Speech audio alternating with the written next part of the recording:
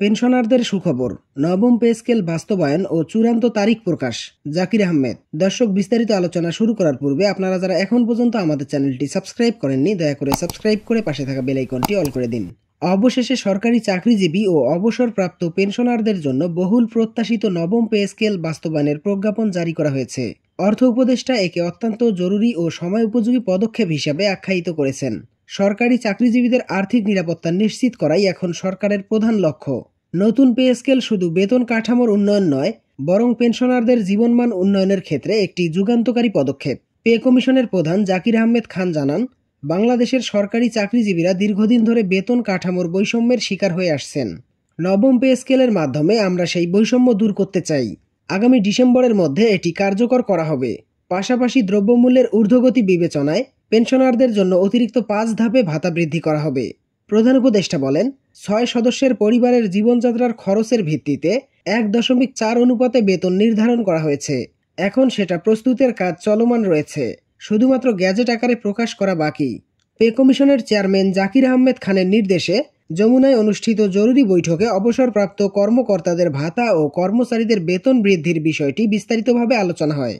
সূত্র অনুযায়ী ডিসেম্বরের মধ্যেই প্রজ্ঞাপন আকারে চূড়ান্ত ঘোষণা প্রকাশ করা হবে।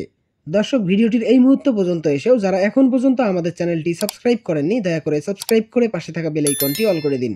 ইতিমধ্যেই 5 থেকে 6টি বৈঠক সম্পূর্ণ হয়েছে এবং দ্রুত চূড়ান্ত বৈঠকের আয়োজন করা হবে।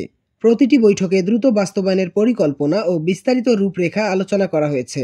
অর্থ মন্ত্রণালয় আশা করছে ডিসেম্বরের শেষ সপ্তাহেই নতুন গ্যাজেট প্রকাশিত হবে।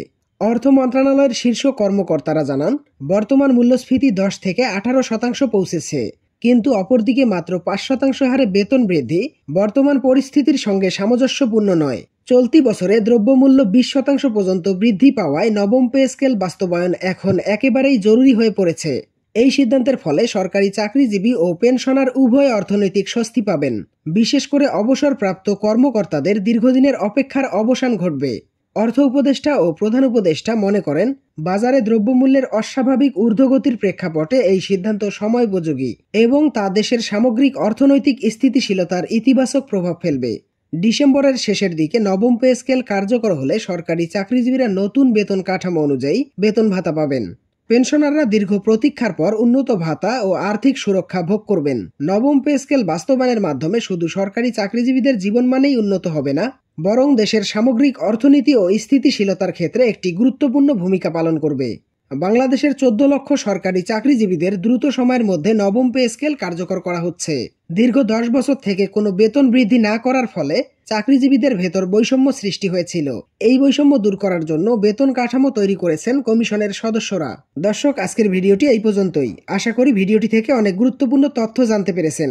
সরকারি চাকরিজীবীদের নবম পে স্কেল সহ যাবতীয় আপডেট সবার আগে জানতে আমাদের চ্যানেলটি সাবস্ক্রাইব করে পাশে থাকা বেল আইকনটি অল করে দিন।